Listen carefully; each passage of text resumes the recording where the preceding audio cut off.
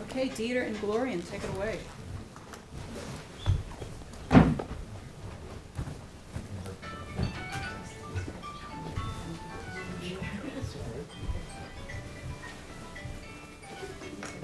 Recording in progress. Turn off your telephones. No, it's not me. Sorry. I should.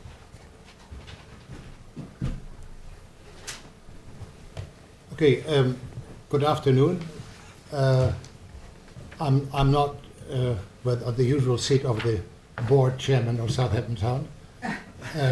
I'm here with my co-chair, Glorian Burke, and myself from the Green Committee, Sustainability Committee. And this afternoon we have a presentation to make, which gives you a very interesting part in the energy field. And here to introduce our speaker and the subject is Lynn Arthur. Lynn, take it away, please. Great, thank you. So before I introduce today's speaker, I wanted to spend 2 minutes on why her material is important and timely. And to do that, I am going to introduce you to a couple of charts up here on the screen from the New York ISO. And we'll talk about who the New York ISO is in our meeting following today's presentation. So notice on this chart I've labeled as is, and the green wheel within that pie chart on the upper left reads 92%, meaning that electricity sourced from hydro, wind, and solar serving the western and northern regions of New York State, being also referred to as upstate, while downstate, representing the Hudson River Corridor, New York City, and Long Island, is at 8%. And by the way, if you dig into the docs on this website, you'll find Long Island is sourcing only 3% from renewables and only from solar at this time. Now, on the right, on the lower right, I know it's hard to see, but this is where we're headed. You're going to see this chart that references the Climate Leadership and Community Protection Act frequently. In fact, it'll probably be in every single presentation you see from New York State for the remainder of this year. What I want to point out here is that this is New York State's goal is to be emissions-free by 2040. So as the committee, the Sustainable Southampton Green Advisory Committee, which is most of the people in the audience here today, and many of you by phone, as the committee contemplates its priorities for 2023, it's a great time to bring in someone from outside the LIPA service area to give us some insights into the policies and programs that are successfully underway. So I'm here to introduce Lisa Marshall. She joined the New York Clean Power team after serving as program director of Heat Smart Tompkins, New York's first and most successful clean heating and cooling community program. As Heat Smart's director, Lisa implemented education and outreach about heat pumps and other building energy efficiency measures, as well as providing direct support to households, businesses, and municipalities implementing building decarbonization. Prior to that, Lisa worked as community organizer with the climate organization Mothers Out Front. As community organizer, she recruited and trained volunteers to shape, execute, and win local climate campaigns, and played a leadership role in launching a multi-state Beyond Gas campaign. Lisa holds an MS in Earth Science from Dartmouth College and a BA in Geology from Claremont McKenna College. So we're really pleased. Lisa made quite a lengthy trip to get here today. So Lisa, if you would please come and take the podium. All right. Thank you so much, Lynn. Don't clap. Thanks so much. All right, let me just pull this up here so I can see. Oh, okay. I thought you were doing it. Oh, I can do that. I mean, I guess I can I'll do it. stand Sure. behind you and when you advance all of them. All right. So how's the sound? Okay? Good. Okay, great. Well, welcome to my presentation, Green the Grid and Electrify Everything. I'm Lisa Marshall, and I was sent here today by Governor Kathy Hochul to confiscate your gas stoves. So get ready. All right, I'm just kidding. I wasn't really sent here by Governor Kathy Hochul to confiscate your stoves, but we will talk about that a little bit later. Thanks for the lovely introduction, Lynn. Thanks to the Southampton Sustainability and Green Energy Committee. I think I got that right, for having me today. It's just a really great pleasure to be here. I have a lot of fondness. Can I face them, or do I have to face this way? I have to face this way. Okay, it feels really weird. For the Hamptons, when I was a kid, I got to come out here. My great Aunt Betty had a little place in East Hampton where we used to go and on July 4th weekend. And now my best friend growing up has a house here in Southampton, actually, where I get to come sometimes in the summer. So it's great to be here with all of you folks in the Sun Belt of New York.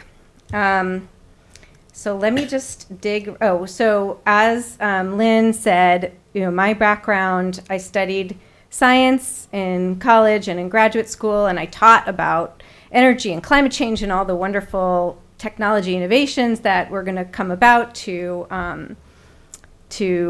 sustain a livable environment on our planet. And then I grew up and had a family. My husband was a Navy officer, and we traveled all over the country and the world, and none of those things that I taught about or learned about in school were happening. And I wasn't really sure why, because I kind of was naive about how change happens, right? I knew, I grew up in an academic family. My dad was a professor. So I thought if people just knew about things, then they would do the right thing. Well, it turns out that's not true. You actually have to advocate and work at every level of community and society and government in order to make change happen. So when I moved to upstate New York, my husband retired from the Navy, and we bought our final resting house where we're going to raise our family and set down roots. We were about to buy the house, and we got the papers from the other realtor, and it said there is a natural gas permit connected to this property. And what that meant is that the gas companies could come and drill and take the mining rights from underneath my house. And we thought, well, what the heck is this? So we did a lot of research, we learned a lot of things, and we sort of found out that the part of New York where I live, which is called the Southern Tier — who here has ever been to the Southern Tier of New York, by the way? Anyone? Oh, one, two. Oh, very good. I live in scenic Horseheads, New York. Was sort of ground zero for the whole plan of the gas industry to do hydrofracking in New York. And that set me off on a whole new path, taking my academic background, what I had learned in school, to sort of a very real realization of this was my community now, and it was under threat from this industry. And so I started to get involved and find out what was going on. There was still to this day, actually, the fresh water from my county is being extracted to do fracking in Pennsylvania. The frack tailings from the fracking in Pennsylvania are disposed of in my landfill, with bringing with them radioactive particles. It is still legal in parts of New York, or at least they still do it, to spray frack brine on roads for a part of snow removal. And two major gas pipelines carrying that fracked gas product from Pennsylvania across New York to New England, and to the ultimate goal of exporting to Europe, run basically right up my street. So I landed, without knowing it, in the middle of the epicenter of the sort of major energy fight of our time, which is, are we going to power our power plants and heat our homes and cook our food with this extractive, dangerous product, so-called natural gas, or are we going to find a better alternative? And that launched me into learning about doing advocacy and activism, and I became a very reluctant activist, because I don't really like rallies. I like to stay home and knit and watch Netflix. But we have to do what we're called upon to do. All right, so that's a little bit about me, and I'll stop talking and get into the presentation, but I wanted you to have that background.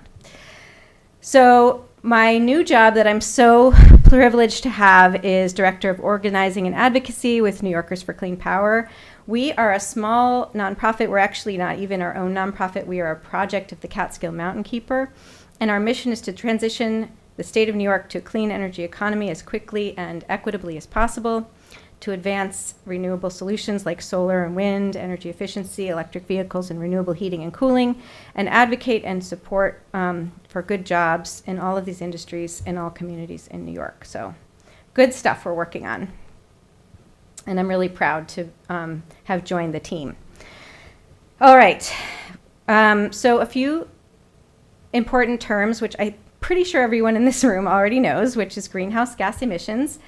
These are the carbon dioxide, methane, and other chemicals that are trapped in our atmosphere, which actually are really great to have because they make planet Earth wonderful to live on. The problem is we've put a few too many of them over too short a period of time into our atmosphere and are rapidly causing the Earth to have a high fever, which is causing a lot of problems that you guys already all know about. They do come from many different sources, these greenhouse gases, but the major source that we are in charge of and that we control is the burning of so-called fossil fuels. Net zero is another term. That's when you're not releasing more greenhouse gases than you are sequestering or storing. So it doesn't mean you're not releasing any, but it means that you're also offsetting those greenhouse gas emissions. Renewable energy is energy collected from resources which are naturally replenished on a human time scale. I'm a geologist, so the human time scale is very short compared to the Earth's time scale. And so that includes solar, wind, and hydro. And the electric grid, Lynn's favorite thing, which is the power lines and infrastructure which brings electricity from the places where it's generated to this very room here where we have the lights on and this computer. So I'm sure you guys already knew that, but we usually try to make sure everyone is speaking with the same vocabulary. So we have a whole section of our talk about how serious the climate crisis and the climate emergency is. I am going to skip all of that because everyone in this room already knows. But I will just talk about it a little bit and put a personal face on it. So who here actually knows somebody who has lost their home due to the climate emergency? Yep, fires count. Yeah, me too. So my best friend when I was a little girl lost her home in Hurricane Katrina in New Orleans. My new best friend, where I live in Elmira, moved to New York State sight unseen because she lost her home in the Paradise Fire. She lost everything she owned. She lost her pets. Her mother also lost her home. Then she found another place to rent in Northern California with her family. And then they had to evacuate and flee another fire from that place. So they looked at upstate New York and said, we can afford that house. And they moved to Elmira sight unseen. I also have a friend who has been very active in the town of Lansing, where I've done a lot of organizing. And she's been, like you guys, on the Lansing Committee, Concerned Citizens Lansing, helping move things, clean energy solutions forward in the town, helping support her town board, her planner, and the community to make these choices. And her house in Fort Myer Beach was flattened to matchsticks last year. I can't remember the name of that hurricane. So that's at least 3 people I know. And through this work, I've met more and more people actually fleeing the West Coast and other parts of the country to upstate New York because those parts of the country have literally become too dangerous to live in. I also mentioned my husband's a Navy officer. A lot of our friends are living retired in Florida and in California. And our insurance that's special for the military, USAA, I don't know if any of you have USAA, it's great insurance, will no longer insure a home in those states. And we could be facing similar things here in Long Island where the climate emergency is so prevalent that it's that insurance companies just make that decision. And my whole reason for telling those stories is we can talk about the climate emergency with a lot of facts and figures and graphs, but it isn't some future thing. It's happening now. It's happening in our lifetime. It's happening on our time scale. We're seeing more and more extreme weather. We saw the blizzard tragically in Buffalo, where more than 40 lives were lost just a few weeks ago. And so, they say in climate business that best time to act was 20 years ago, and the second best time to act is now. So that's why we're all here doing this very important work together. And I just will show this one graph, which just shows, I think it's, 800 million years okay, of atmospheric carbon dioxide levels, which, as you can see, they fluctuate. They go up and down. But here at the end of this graph, you can see right at that line is the 1950 level, so around the time just before or after some of us in this room were born, right? And then now, where it says current level. So this is just to show us that never in the last 800 million years have we seen atmospheric carbon dioxide at this level or anything close to this level. And when people talk about natural fluctuations, of course there are those. And what happens is, historically, you know, there's been times on this planet when carbon dioxide was higher than now. But natural systems can adapt to change when it happens slowly. And when it happens too fast, they can't. And so when you have too quick a change, natural systems collapse and you have mass extinction events. In the past of our Earth's history, those were not caused by us, but the current one is being caused by us, and that's why we were called to act. So, all right, enough of that heavy stuff, back to my presentation. Luckily, there's a lot we can do. And I just want to say that, oh, next slide, please. I am really proud, and all of you should be, to live in the great state of New York. Because New York is not perfect, and we have a lot of problems, but we have the nation's most ambitious climate law of any state. And we passed that law with a lot of work and challenges and compromise behind it. And that was what Lynn mentioned, the CLCPA, the Climate Leadership and Community Protection Act that we passed in 2019. Well, what happened then? Because it's 2023 now. So that's what we're here to talk about. In 2019, we passed this law. And then we appointed a council of experts and a bunch of subcommittees of other experts to make a plan. When I started working in climate and started meeting all the people working in this wonderful work, I said, well, what's the plan? Like, what's our roadmap? Like, how do we know which thing to do first? And they were like, we don't have one. Well, now we have one, which is really, really exciting. We have the plan. If you've looked at it, it's actually pretty easy to read, and it's broken down by sector, so you can pull out the piece you're most interested in. And but you don't have to do that. I'm going to tell you about sort of the highlights, but you can look and see the details, and we don't have time to get to those today. So we have a plan to reduce New York's greenhouse gases dramatically, 40% by 2030, and net zero, meaning we're not producing more than we are storing or sequestering. Remember, net zero by 2050.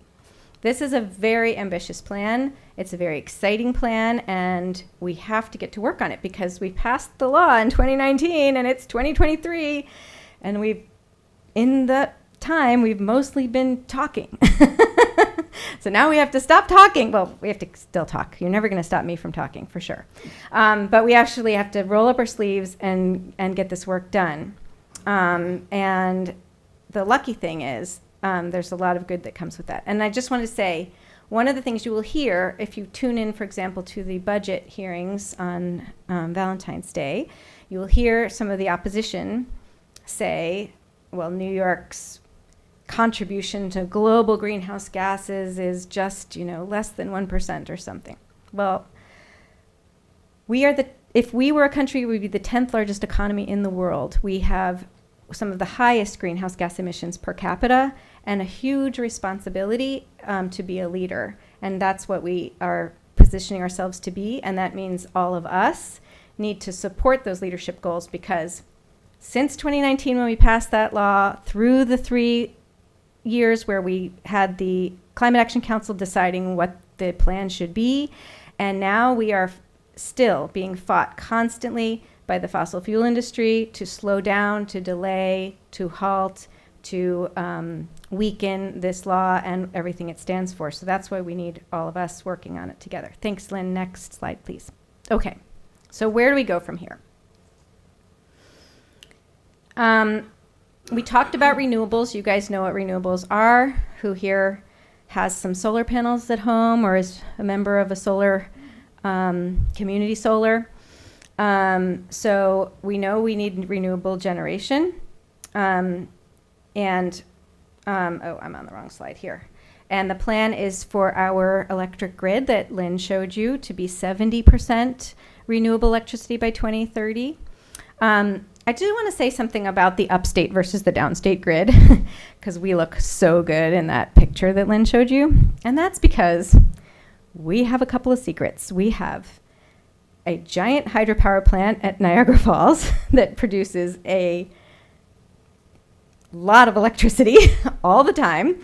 And we have 3 aging and somewhat problematic nuclear power plants also producing a ton of carbon-free electricity all the time. So don't start to think that we're all so green and wonderful upstate, but we do not have any operating fossil fuel power plants in most of central, western, and upstate New York anymore. They were some very, very, very old, inefficient, they didn't make money, whatever that word is, coal plants, but those have all been closed down. Now we have to fight those from being crypto mining plants, but we're not going to cover that in this talk. Okay, so we look good, but we still need to do a lot of work upstate too. So this is, again, an ambitious goal of where we get our power from. And this goal comes from the, next, click one more time, as we mentioned, the Climate Leadership and Community Protection Act, otherwise known as the CLCPA, that we passed in 2019. So this is our goal, and how are we going to get there? Okay, I'm going to spend quite a bit of time on this slide. And this slide is really where the title of this talk, Green the Grid and Electrify Everything, comes from, because remember when I was first getting involved and I was like, what's the plan? This is basically the plan. The plan is that we are going to try to examine 3 sort of basic areas that all work together. The first is energy efficiency. Basically, that means use less energy and waste less energy. A lot of our energy systems are extremely wasteful, like the coal plant that I talked about that is now a crypto mining plant. Incredibly inefficient, built during the Eisenhower era, and it took like 24 hours of burning coal to even heat up the water enough to start turning the turbines to make the electricity, okay? Incredibly inefficient way to do that. So, and that goes from like big things like power plants to little tiny things like every appliance that we buy for our house, every refrigerator, every washing machine. How efficient is that? And to the efficiency of all of our buildings, which really basically is a measure of how well do they keep inside the air that we heated up, we paid money, we expended energy to heat up, or cooled, if in the case of air conditioning, right? How much can we keep that heat energy inside the house with us after we've spent energy to make it, right? So that's the energy efficiency. There's an incredible chart which I'd love to show you. It's not in this deck, but if you ever get a chance to see it, it shows all of the ways we are making energy, all of the ways we are using energy, and how much is wasted. How much do you think is wasted of everything we produce? Yeah. 30%. 30 to 40%. So she said 50%, he said 30 to 40%. It's 2/3, 60%. 60% is not ever used. It just, well, for example, say you're driving here, like I unfortunately couldn't drive here in my electric car because it's too far. So I drove here in my other car, my internal combustion engine. And what happens when you burn gasoline in a car? You're producing a lot of heat, right? It just disperses. Some of it you use to heat your car in the winter, but most of it just goes out into the atmosphere and is lost energy. Nobody's using it, right? So there's a lot of waste in the system, and the energy efficiency is a way to use less. Of course, the the cleanest energy is the one you never produce in the first place, right? That's the cleanest therm, or the cleanest kilowatt is the one you don't produce and you don't use. But the second bullet here, called beneficial electrification, is kind of the key. So that is where all of these processes that we have been burning fossil fuels for, the gasoline for the car, the coal, oil and gas for our power plants, the coal, oil, and gas, and propane to heat our homes.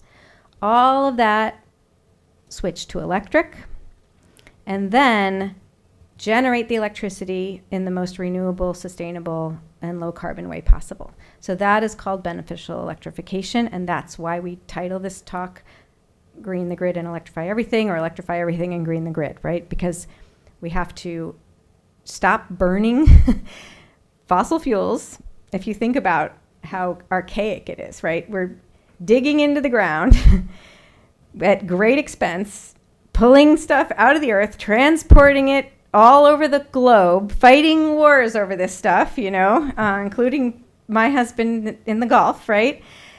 In order so that we can basically burn a fire inside our house.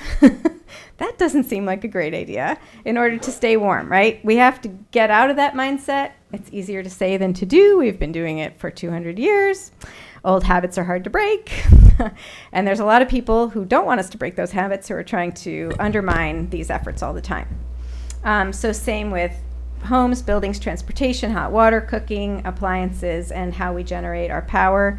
All of that, we're gonna take it out of the fossil fuel realm and use efficient electric replacements, and then drive that electricity with renewables and low carbon sources. So we're going to dive into that. I'm going to tell you up front, my specialty is buildings, and we're going to spend the most time talking about buildings. And buildings are, as you'll see in the presentation, by far the largest contribution to the greenhouse gas emissions from our state.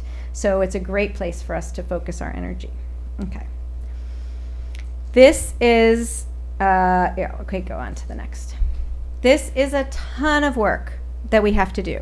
The implementation of this climate plan is absolutely massive.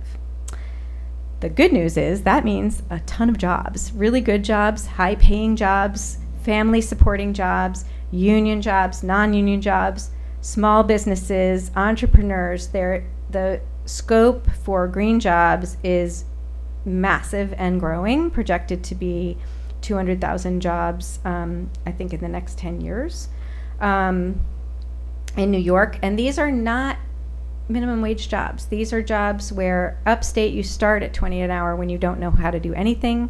Downstate maybe 50 an hour, and you can grow from there. You can start your own business. You can become a manager. I work with many different contractors doing this work. One young man, he's probably the single most successful heat pump salesman in all of upstate New York. He sold $4.5 million of heat pumps in 1 year, and he works on commission. So, these are jobs that we want our young people to get into. There's jobs for the college educated, for the not college educated, and everything in between. I have heat pump installer contractors I work with who are tool belt guys who learned the trade from electrician and plumbing from their dad, never went to college, who are very successful. I have another guy who went to RIT and is an engineer and is doing the same kind of business. They come at it from different angles, different philosophies, different mindsets. I sometimes send one to one customer and one to the other customer, depending who I think is going to be the better fit. But basically, there's a lot of room in this field, and it's growing. Every single one of the contractors I work with could double their staff if they could find the workers, because the demand is so high. So just want to say, this is a very important bullet point for talking to your elected officials, because they get a little squeamish about stoves and gas, but they love jobs. So let's keep talking about the jobs, because they're very real. All right. So here is that roadmap that innocent little Lisa of a few years ago asked for. How are we going to get there? First, we have to figure out where are the emissions coming from, and this graphic shows approximately the main sources of emissions in New York State. I will start off by saying this graphic is wrong because it says that buildings are 32%. They're actually even more than that. If you count up all the emissions from the fracking fields of Pennsylvania, the leaked methane along the pipeline to get it to our houses and buildings, and other factors, it's estimated by scientists that are working on this to be 40% or even more of all our greenhouse gas emissions, which is why we're going to spend the most time on it in this talk, also because it happens to be mostly my area of expertise, whereas I know for the other areas just enough to be dangerous. Probably Lynn could tell you more than I could about some of them. Okay, after that is transportation, then that electricity grid, and then waste, industry, and agriculture. All of those are important, but as you can see, they're quite minor compared to the contribution to our greenhouse gas emissions from buildings and transportation. So, coincidentally, my organization, New Yorkers for Clean Power, prioritizes working on those three sectors that have the highest emissions. Not that the other sectors aren't important, and there's very good people working on them, but that's not our area of focus. Okay, so buildings. I don't know why we have so many slides that say buildings. So buildings, as I said, let's go back one, are 32% of our emissions, and this is because, as I said, we sort of archaically are lighting fires in our basements and using them to heat our homes with. About more than half comes from heating, and the rest is hot water. Domestic hot water is the second biggest source of emissions from our buildings. The third biggest is sort of the appliances, basically the electric appliances. But the biggest is heating by far. It's probably between 50 and 60%. Probably depends on which climate zone you're in, but heating is the biggest and the most difficult to tackle. So where do we start? Next slide, please. We start with energy efficiency, like we talked about. Let's just make sure that our buildings are not letting that heat or out the window, literally. Most buildings, the average building in New York, loses enough heat through cracks and openings as if you left an entire window open all winter. Now, no one here's dad would ever let you leave the window open all winter, right? They would say, close that window. You think I work for the power company? But we do let a lot of this warm air out. So what we each need to be doing, responsible for our own homes and buildings that we have some kind of authority over, is to start with something called an energy audit. And this is where you get a building performance expert to come and take a look at the building. They're looking at basically two separate but related things, insulation and air sealing. Insulation is like that warm wool sweater that you put on, but it has a lot of holes in it, right? Air sealing is like that Gore-Tex windbreaker that you put over the wool sweater that doesn't let the air in or out.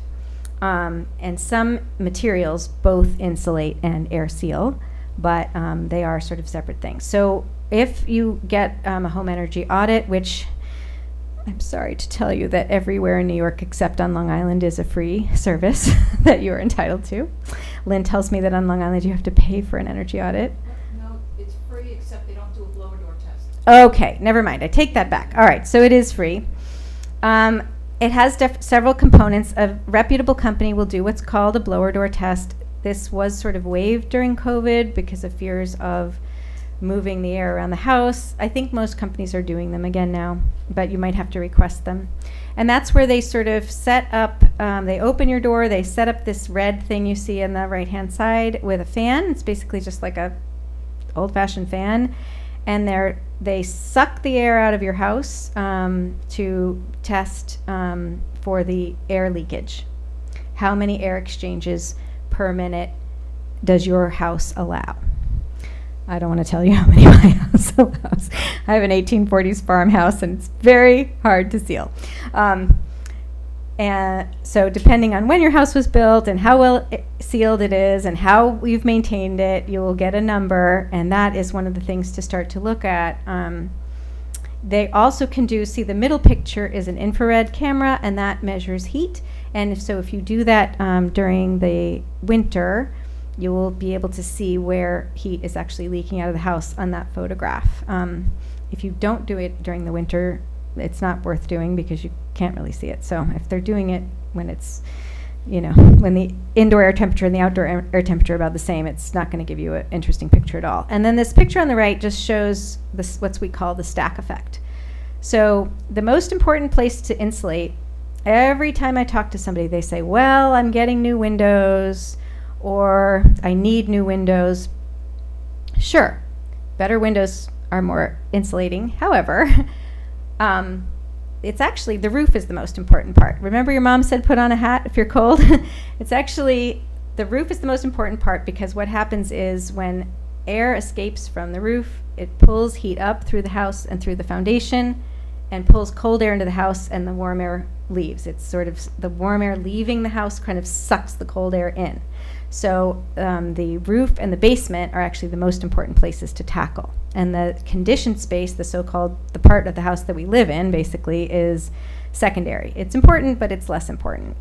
The important places are the roof, to keep it nice and sealed and nice insulated, like that warm hat, and then the basement, especially what's called the rim joist, which is that area sort of where the house sits on the foundation, and a lot of air can get in through there. So you want to seal those areas up, make them nice and well insulated, and you're well on your way. The great thing about home energy efficiency is that it's one of the few things that isn't politicized. Most people are for it.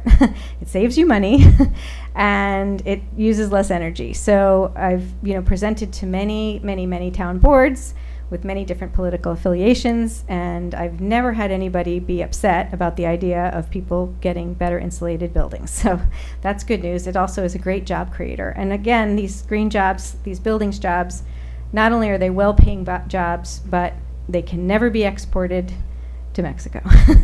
They're always going to stay right here in New York. Okay, sorry. So the next thing, next slide please, Lynn, is how are we going to heat that air that's in the house? I already said disparaging things about burning fossil fuels for heating, right? So you're thinking probably, although you guys probably know because you've done clean heat programs, how are we going to heat our homes if we're not going to burn stuff?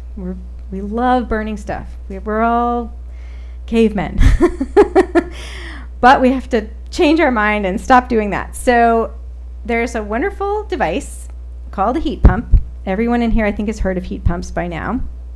Most audiences haven't, though. Most people in New York haven't heard of a heat pump, even though everyone has a heat pump in their house. The heat pump is actually what keeps your refrigerator cold, right? So it's a very simple physics. It seems like magic. Am I facing the wrong way? Okay, sorry. I hate not looking at them. It's terrible. The heat pump. So there's a chemical in a closed loop. When you put that chemical under higher pressure, it gives off heat. When you put it under lower pressure, you condense it under higher pressure, it gives off heat. When you put it under lower pressure, it evaporates and it absorbs heat. And the simple physics of this chemical, this refrigerant chemical being able to absorb or release heat, is the principle on which all heat pumps run. So the way that's so efficient is you're not creating heat. You're actually taking heat from one place and moving it to another place. And that's why you get such high efficiencies with a heat pump. Shown in these photos are what's called air source heat pumps. The kind of heat pumps these are known as ductless mini splits. That's kind of a common kind. A lot of people around here have these, but they're just air conditioners. You can get a little bit better one, which is a cold climate heat pump, which acts as a heater and an air conditioner. And I heard someone earlier say they lived in the South and they had a heat pump and it was okay when it got cooler. Well, the heat pumps in the South, my first house was in Maryland when we were first married, and it had a heat pump, right? But when it got cold for the 2 weeks a year, we would turn it to what was called like override. And that was when it turned on the electric resistance heat, like it's basically turned on a toaster. That is not efficient. It's not, and it's very expensive. So what we endorse here in New York, and what is being promoted, are much more efficient heat pumps that heat with the heat pump, not electric resistance, down to negative. They're rated to -15. They heat to -19. They can heat a home in any part of New York. They are popular in all of Scandinavia, which is colder than New York. If you're in the Catskills and it gets to -30, you are going to need some kind of secondary source of heat for those times it's -30, right? But generally speaking, these are great technology, and they work in almost all of our buildings. I wish I had a picture, but I don't, of a ground source heat pump like Lynn has in her house, and I dream of having in my house someday. So I was going to say, the air source heat pump takes heat from the outside air, and there is heat energy in the outside air, even when it's -20, right? Because who went to school and learned that what temperature is it when there's no heat energy in the air? 0 degrees Kelvin. Remember 0 degrees Kelvin? Okay. That's colder than it gets on Earth. So any place you are on Earth, even Antarctica, there's some heat energy in the air you could take out with a heat pump. The heat pump is going to work harder. It's going to be less efficient at those cold temperatures, but there is heat energy. Now, remember the sun and the greenhouse effect? You guys know all about that. That keeps our planet nice and toasty, but it's getting too hot. Well, the sun's energy comes through the atmosphere, hits the ground, and what happens? Some of that is reflected back into the air as heat and is trapped in the atmosphere. Some of it is absorbed in the surface of the Earth. You could think of that surface heat that's absorbed in the shallow depths of the Earth as basically a solar battery. It's holding on to the sun's heat. So anywhere in New York, when you drill down, the temperature of the ground below the frost line is about 50 degrees. And that is a great source of heat to tap into for heating our buildings. And that's what the geothermal heat pump system does. It basically collects that heat from the earth, goes through a heat pump to that condensing and evaporating process to bring that heat into your house, or it can run in reverse and take heat out of your house and cool your house with air conditioning. It can also heat your hot water. So these are really great devices that are the most efficient way to heat. They're the most affordable way to heat. Catch is they're not the most affordable to install. So, but they are so energy efficient and saving that if you're currently heating with propane or oil or electric resistance, run, do not walk, and go get a ground source heat pump, because it will pay for itself very, very quickly. I had just one example. My friend Katie put in ground source heat pump in her 3-story farmhouse. She went from paying $4,000 a year for propane to $400 a year to run her ground source heat pump. So the savings are quite dramatic. Okay. So all the programs and processes for our homes also exist for commercial buildings. There's the pathway to get an energy audit for a commercial building is a little more complex. It depends on the type of the building, the size of the building. You can't just call any HVAC company to do it, but there are programs out there to do that. If you have a huge building, you might have to have a cost share to have an energy study, but there are processes for commercial buildings. And this is, next slide please, is just a picture of what like a commercial scale rooftop air source heat pump system might look like. Okay, you may have seen these, because any building with a central air conditioning, any big building has these on their roof. Unfortunately, they could have ones that both heat and cool. A lot of buildings only have the cooling, unfortunately, at this point. Okay, here's where the advocacy comes in. You would think that since we passed a law in 2019 and then spent 3 years studying it, that we wouldn't need to pass any more laws. But you would be wrong. Unfortunately, the climate plan says in it that we need to pass some more laws to enact these policies that are coming out of this climate law. So one of the main things that I work on, and I invite you all to join me, is to pass this year a slate of heat building related laws in New York that is these are the recommendations of a campaign that I helped coordinate and lead on, called the Renewable Heat Now campaign.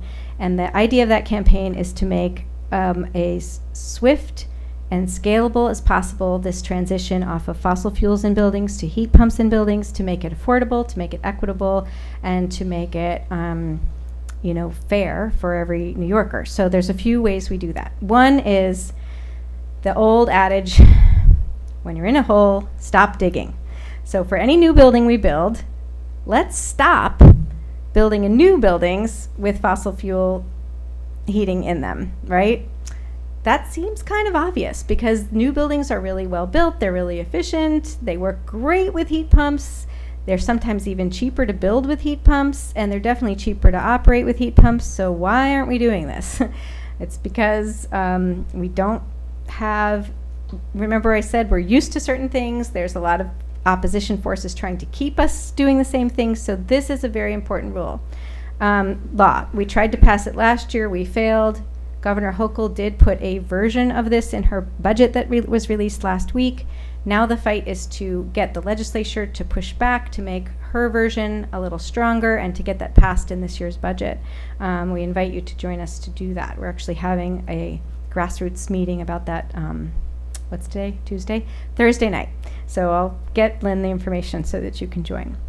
The second law, and my personal favorite, is called the New York Heat Act, or Home Energy Affordable Transition Act.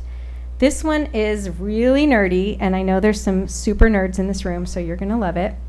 But basically, our public utility law says that it's in the public interest of New Yorkers to be provided with gas. It doesn't say essential energy services for heating, it says gas. If you ask me, I think that's what they meant. But they are saying that if we want to change from providing everybody with gas through the utilities, we have to change the law and what it says. So right now, everything is tipped in favor of the gas utilities. In fact, when you build a new building, if you're close to a gas line, all of us pay to hook that new building up to the gas system for free. 100 feet of gas pipe they get for free, and we pay for it on all of our bills. That's called the 100-foot rule. That totals up to billions of dollars of ratepayer money that's given away free to, for example, a new building developer who's developing a new bunch of homes to hook up to gas, when instead, if we didn't give that for free, do you think the developer would pay for that themselves? No, they would just put heat pumps in the building. So, and not only are we paying for it, but what is really, really painful is that we're paying for it through our utility fees. And that is the most regressive way to collect money, because poor people pay relatively a lot more than rich people, right? It's not like our taxes where the rich are somewhat paying more of their income. It's everyone who pays a utility bill pays the same fee, and all of that is pooled, and that's what's given away basically as a subsidy for gas, for expanding the very fuel and the very system that we need to get off. So this law changes that. It says the obligation of the utilities is to serve customers with, the ability to turn lights on and heat, not gas, right? And it says, no, we're not going to subsidize the gas hookups anymore. And it says we need to keep people from paying, low-income people from paying more of their income than they should be paying for these essential services. I don't know if you know this, but energy burden, that's the percent of your income you're paying for your energy, is considered to be too high if it's more than 6% of your income. And typically, low-income people in New York are paying 10 to 12%. In New York City, it's even higher. Some people in New York City are paying 25% or more of their income for their energy bills, which is a travesty. As I haven't emphasized it a lot in this talk, but we can't just change technologies. We actually also have to change our extractive ideas of how we produce, sell, and share these resources. We cannot sort of keep doing things that make our poor neighbors, our black and brown communities face the highest not just energy burden, but also pollution burden, which has, dramatic impacts on health, lifespan, well-being, et cetera, et cetera, et cetera. So it's very important that we do this equitably. And that brings me to the third bill, which is the Energy Efficiency, Equity, and Jobs Act. This bill actually just says that the money that's collected on the then our bills that goes to those energy audits and to low-income grants for weatherization or for energy efficiency for buildings should go more to the poorer communities, should hire people to do the work from the poorer communities, and that we can start to use that money not just for the actual insulation and air sealing, but actually to repair or remediate problems in a building that prevent the building from getting those energy efficiency upgrades. Because you call the energy auditor your house, the energy auditor comes to your house, but you have, say, asbestos in the attic. They won't touch your house. And there's no program that's going to take care of that asbestos. If you have a roof leak, they won't touch your house, and there's no program to help you fix the roof. And if you're poor, you just keep patching it up. So the idea of this is to to have a more expansive view of how we can use the money that's in existing energy programs.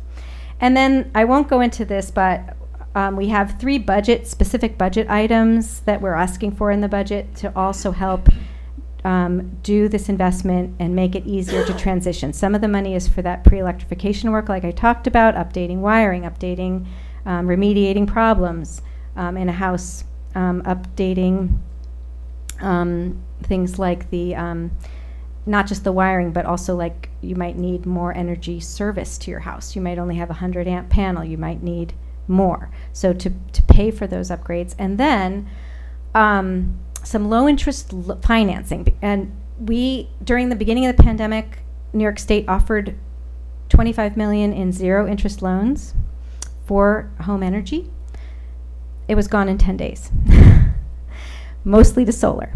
It takes a long time for people to think about their heating system because it's replacing something you already have. Solar is just an added thing you can stick on your roof. So a lot of actually high-income people got that money to get solar, which is great, but it didn't really hit the real heart of what we need to do to change. So we have some money in there for that, and then we have some money in there for helping to support people in accessing these programs, because as you guys know, people have trouble navigating these complicated programs to figure out how to find a good contractor, how to find out what the grants are, how to find out what the rebates are, and how to approach their house, because it can be very overwhelming. So you need community support.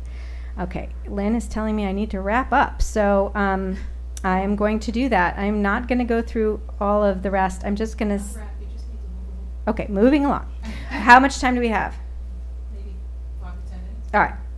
So that's okay, because basically I think you guys, I'm just going to basically quickly talk about transportation and electric power. Basically, transportation is the second biggest source we need to figure out, a source of greenhouse gas emissions. We need to figure out how to make mass transit more accessible so that more people are using that, because 75% of New Yorkers drive themselves to and from work every day by themselves in their own gas-fired car, right? Gasoline-fired car. That's not a good idea.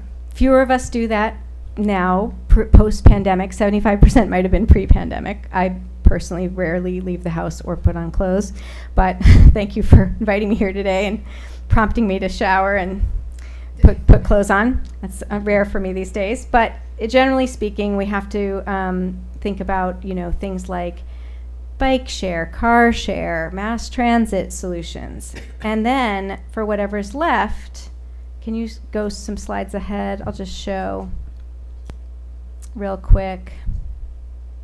Okay. Most of those greenhouse gas emissions are coming from our individual vehicles. So we need to stop using them as much, make it convenient and easy for people to not use them, like how I got here today. And then what's left, we're going to transition to EVs. Basically, that's the electrify everything part. Instead of gasoline-powered cars, We're going to drive battery-operated cars that we're going to charge mostly at home. And you can go ahead, Lynn, to slide 29. And you can see that there's an increasing network of car chargers, more and more all the time, across New York State. One more. And here's a map of car chargers on Long Island. So as you can see, there's a lot happening in that sector. And what's going to happen, according to the climate plan, is that those light-duty vehicles, which basically means passenger cars and small trucks, as of 2035, will no longer be selling any new ones in New York. And there's more and more incentives now for getting an electric vehicle. And as of the, what's it called? The Inflation Reduction Act, there's for the first time going to be an incentive for lower income folks to be able to buy a used EV, right? So currently, good luck trying to get an EV. You have to order one and wait a really long time. But that is, going to change. And those of us who were early adopters are going to buy our second EV and sell our first EV to somebody who's going to be able to get an incentive to buy that. And by the way, Lynn, I saw you have a Clarity. We have one of those too. They're great.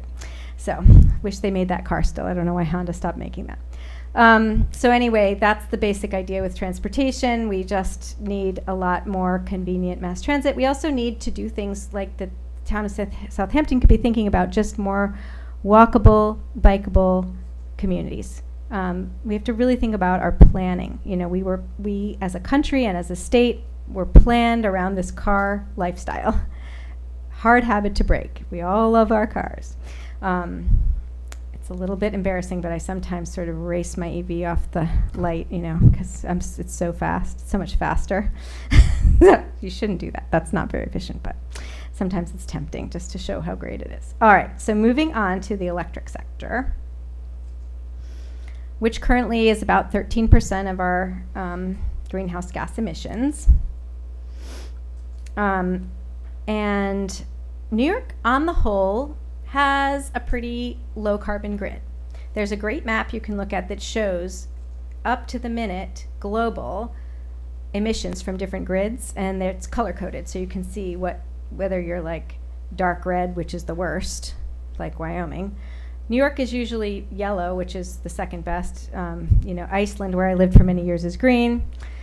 It's great to live on a volcano if you want some free energy. However, here we have, as I said, the nuclear power plants that are still churning out very low carbon or zero carbon electricity all the time, day and night, and the hydropower. And we are adding all the time more land-based wind, more solar farms, and as you guys know, because you will be the first in New York place to have an offshore wind farm, bringing in a tremendous source of wind power from the coast off of Long Island, which has been termed the Saudi Arabia of wind because there's so much potential for this wonderful wind power. Offshore wind has a higher power factor than land-based wind. Wind tends to blow when you need power the most, unlike land-based wind, so it's a really incredible source of clean electricity, and it's very exciting. Do you guys know how many offshore wind turbines there are in the whole United States right now operating? Just the ones off of Rhode Five. Island. Five. The ones off of Block Island. Yeah. You guys know everything. All right, so none anywhere else in the whole country. So we have a lot of work to do to site some offshore wind farms and get them built. And that's going to be really great for that downstate grid, like Lynn was talking about, that is so dirty, is also the not only causing these global warming climate emissions that we're so worried about, but also the air pollution that is harming so much our communities, especially our lower income communities that are living near these power plants, right? So the older, dirtier power plants are a real problem, and that's the less we can use those, the better. All right, let's go to slide, we can pass that. We can pass that. We can go past that. Okay, this just is great for you guys to see. Remember I said off the Long Island is the Saudi Arabia of wind? This is a wind potential map that just shows those red areas and purple areas. That's the sweet spot for wind power in New York. And as you can see, you're living right there where some of the best power can be generated, which is very exciting. All right, let's move on.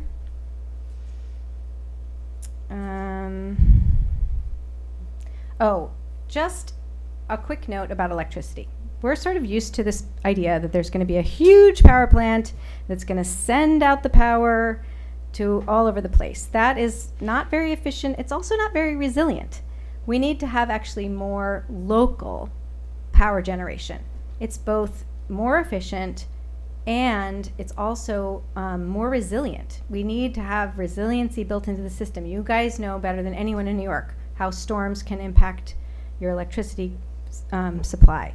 And you know, we are worried about things like cyber terrorism when it comes to our grid, right? So we need to have more local electricity generation that is renewable and clean with storage and ways to, you know, connect into the grid, but also to disconnect if the grid goes down, and ways to sort of provide things so that we don't have emergency situations where no one can get power for weeks on end. Because, you know, for some of us that would be horribly inconvenient, but for many it's a life-altering, endangering situation that we just need to think more and more how to avoid.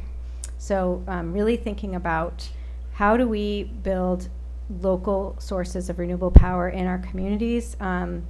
And also there's opportunities to build local wind farms where people can lease or buy into them, where they will save money for as long as they're a part of it. There's just sort of no downside to it. So, you know, don't be supportive when of these community solar farms. They're really a great resource for our communities. Okay, going on. So rooftop solar, grid scale solar, agricultural solar. A lot of us are very concerned about our farms and our farmers. We can, in a lot of instances, marry solar with agriculture. You can, and it's a great thing to be thinking about to do more and more. And wind, land-based wind. I don't think land-based wind is really on offer here in Long Island, but upstate, it's something that our farmers are in pretty bad shape upstate. I don't know if you've heard about the suicide rate and the dairy farms, but it's really bad. But siting solar, wind turbines on upstate farms can be a total lifesaver, and you can still do all the agriculture that you could before, because the wind turbine has a small footprint. Okay, moving on. Keep going. I don't know. I don't want to keep you guys too long because I know you have a meeting. And we're going to skip all the waste industry and agriculture. I can send those slides later, but I was planning to skip those anyway. It's not just poor management on my part here. So we just want to get really to the, let's just really stop quickly at the green jobs. One thing New Yorkers for Clean Power is doing is organizing regional green career summits, where we're going to bring together job seekers, trainers, employers, and experts in the different green sectors to talk about this growth in green jobs, how we're going to train people and get people excited to join the green workforce, and how to overcome some of the existing barriers for people to get into these green energy careers. So that's very important. If you guys are interested in working with us to host something in this area, please let us know. Okay, let's go on. Let's keep going. Okay, so as I've said throughout, none of this can happen, even though we have laws, without active communities like Southampton getting involved and individuals getting involved. Individually, it's very easy in this big, massive energy transformation to feel very powerless, but together we are very powerful. And my job is to work with people all over the state, and sometimes when I get discouraged, when the opposition tries to get us one more time, or the elected officials or just don't have the spine, I get up every day and I keep going, because there's so many wonderful people all in every part of New York, like all of the people in this room, working hard together in this transition. And I feel like I can't let them down, and we can't let each other down. So it's important for us all to get involved and work together. And if you, you guys are already doing so much here in Southampton, but we need you also, your voices at the state level. We have a good advocate in Fred Thiel, but he needs to hear from you that you need him to advocate to pass these laws this year. He needs to talk to his colleagues. He needs to talk to the assembly leadership. He needs to say to you, this is going to be one of my top priorities, because lawmakers have a very hard job and they have a lot of stuff they have to get done. So if without your advocacy, and that means, I'm half Jewish, so just channel my grandmother. Keep calling, keep asking, don't stop. They need to hear from you, and that is really the only thing that makes this happen. We want to get involved at the individual level, sure, get your home energy audit, get your heat pump, get your solar panels, but we're not going to shop our way into an energy transition, right? We need to do community scale and statewide transformation. I'm not saying don't do your own individual thing, but I'm saying it's a trap to think it's on each of us to figure out how to transition our energy individually. It's a collective and community and statewide effort that we all need to be a part of. So I think we'll just go to slide 67. Oh, the one before that? No, what's happening? All right. Lynn's going to pull up my slide 67. This is just a very fun picture of Fifth Avenue in Manhattan. And there you go, the second to last slide, Lynn. You're almost there. Keep going. Keep scrolling. All right, it's a picture of, it's two side-by-side pictures of Fifth Avenue in Manhattan in 1900 versus 1913. And in 1900, you see on Fifth Avenue all horses and buggies and one car. And in 1913, only 13 years later, you see all cars and just one horse and buggy. So the lesson is that even though we have a lot to do and it feels like a lot, we are capable of doing great things in America, where we sort of invented going fast and going big, right? And being bold. We can make that kind of change in our whole energy system if only we can work together to create the political will. So with that, I thank you all very much, and I'll take your questions.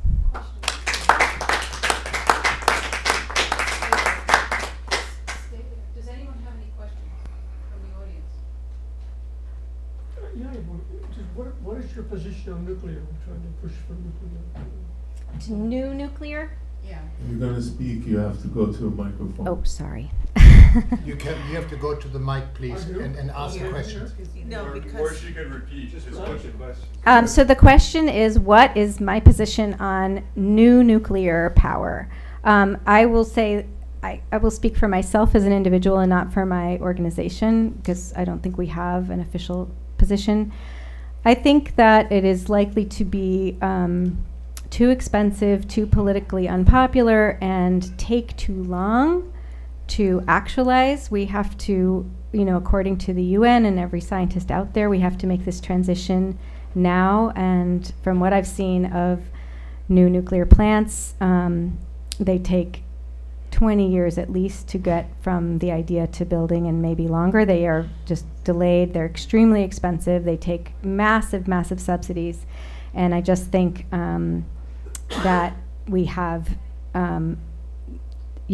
my husband often says, one thing that the military does sometimes that is a big mistake is chasing new technology that isn't ready, right? It's very expensive, instead of using the best available technology you have now. So that is what we really have to advocate for, is the best technology that we have. Hopefully there will be some even better technologies in the future, better battery storage, better heat pumps, etc. But we're not going to chase some kind of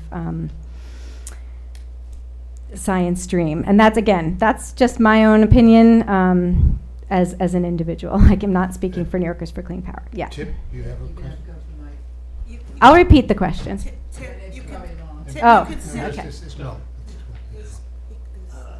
I just wanted to respond. I happen to have spent my whole career in energy, and I'm a professional nuclear engineer. You got to speak into the mic. And I'm a professional nuclear engineer. I disagree with most of what you said.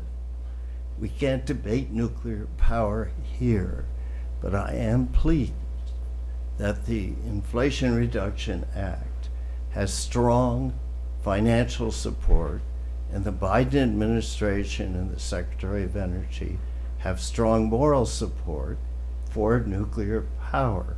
It's true, it takes some time to build them, but they have provided more clean energy for this country by far than any renewable. And they still do, despite the fact that we haven't built any new ones until the ones that are coming on the line in Georgia shortly. As I say, I won't debate this subject. It's fine. I know a lot of people who agree with you. You've got Got to to go. Most- talk to the mic. Most people, that is, more than 50% of the country, agree with me. I had an interesting experience. I was the acting assistant secretary for nuclear energy in the Department of Energy. A pollster called me. He was polling Congress, leaders in the administration, and he wanted to ask me some questions. After he was finished, I asked him a question. I said, "What are the results of your poll?" Excuse me. And the answer was surprising. At that time, 2/3 of the country was in favor of nuclear power. When was this, Tim? This would have been in the early 90s. 2/3 of the leadership was in favor of nuclear power. 2/3 of the Congress was in favor of nuclear power. But when asked when talking to the congressman, what he found out was that they believed 2/3 of the country was opposed. And I think it's, frankly, careless statements such as you just made, which mislead people into thinking that the public is against nuclear power. Polls show year after year after year that they're not. Okay, thank you, Tim. I don't think there was a question there, but I all of you on Long Island know that you're still paying for a nuclear power plant you never built. So I'm just going to leave that on the table. Okay, moving on. Okay, I think time is running out, and it's time to say thank you for your wonderful, extensive presentation, which we all are involved with and working with all the time. So you have an audience here which is very familiar with all the subjects, but it's good to see it all put together as you did in your presentation. So thank you very much for that. Thank the you so effort much. to come all the way here. It was a great pleasure, and I think it's great to meet all of you. And I hope that this is not the end, but the beginning of a great working relationship. So thank you so much. Thank you very much. Thank you.